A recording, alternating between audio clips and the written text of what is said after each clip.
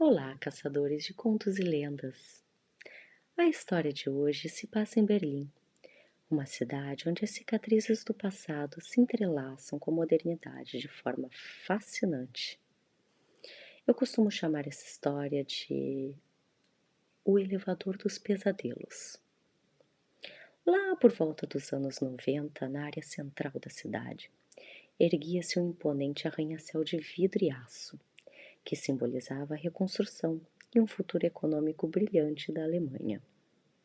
Porém, apesar da sua aparência impecável e futurista, haviam rumores sombrios sobre o edifício, que pareciam remeter a um passado que Berlim tentava esquecer. Diziam que o prédio fora erguido sobre os restos de um antigo bunker da Segunda Guerra Mundial, que se estendia pelos subterrâneos da cidade como parte de um vasto sistema de túneis usados pelo regime da época. Muitos especulavam que os horrores cometidos nesses lugares impregnavam o solo, deixando cicatrizes invisíveis que ainda ressoavam nas paredes. Embora a maioria dos berlinenses evitasse falar sobre isso, entre os funcionários das grandes empresas que ocupavam este prédio, a história de um elevador amaldiçoado começou a se espalhar.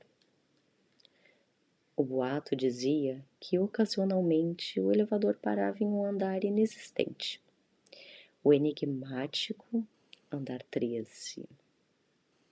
Oficialmente, o prédio não tinha este andar, talvez omitido por superstição, quem sabe. Mas relatos de quem vivenciara a experiência afirmavam que, ao se abrir as portas neste andar, o tempo parecia regredir. O ambiente deixava de ser um edifício moderno e o passado sombrio da cidade emergia. Jens, um jovem estagiário que acabara de começar na empresa, ouviu essas histórias e, como muitos de sua geração, não se impressionou. Para ele, tudo não passava de folclore ou paranoia exagerada.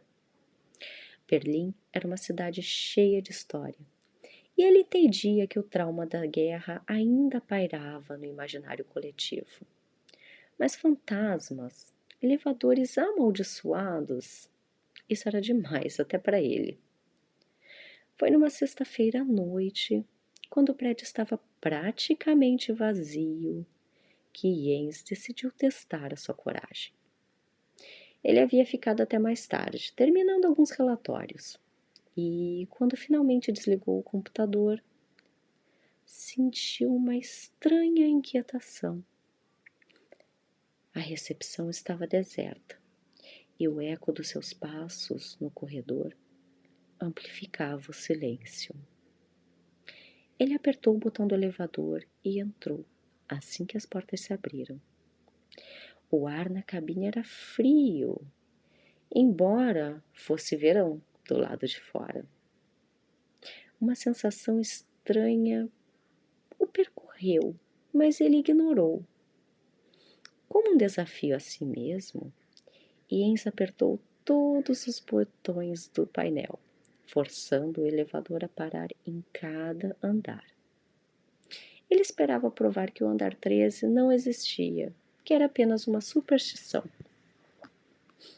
Mas quando o elevador alcançou o 12º andar, as luzes começaram a piscar.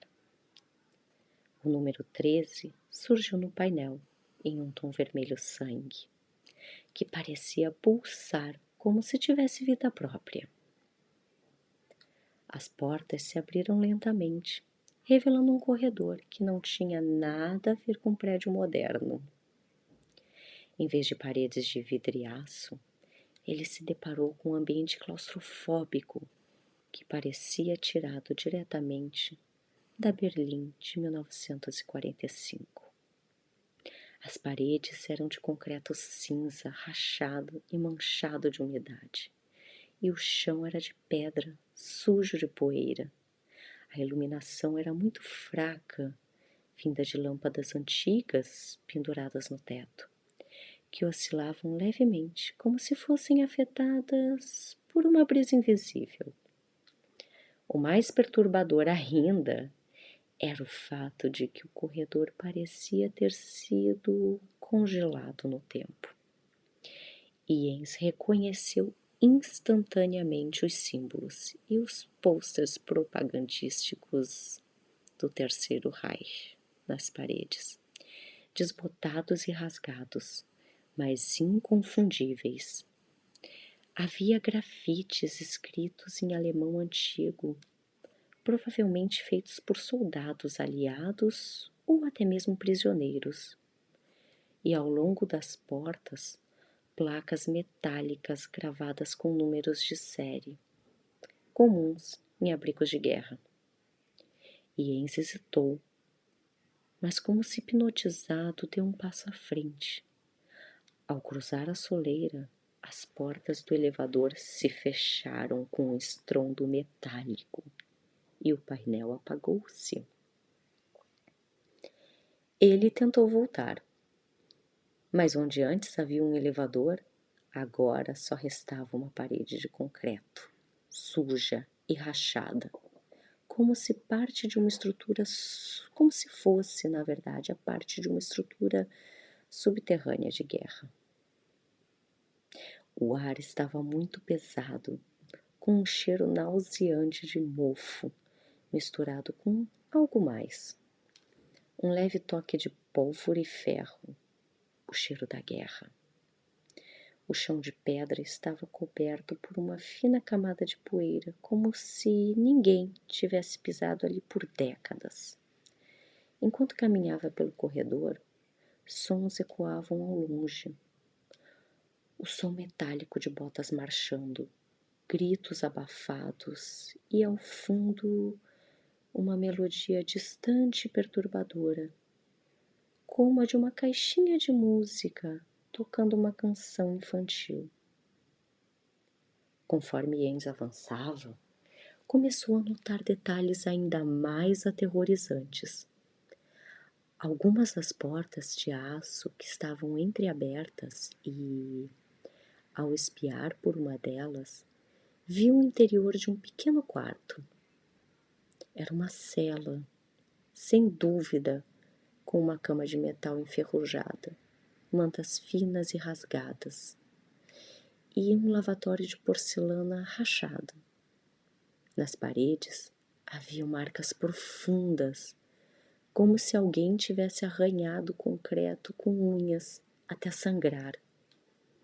Em outro canto, ele viu documentos espalhados. Eram relatórios de prisioneiros escritos todos à mão, em alemão. Ao pegar um deles, seus olhos se arregalaram a ver a data. 23 de abril de 1945, um pouco antes da queda de Berlim. A cidade estava sendo cercada e os últimos defensores do partido estavam desesperados e haviam se refugiado em bunkers como aquele.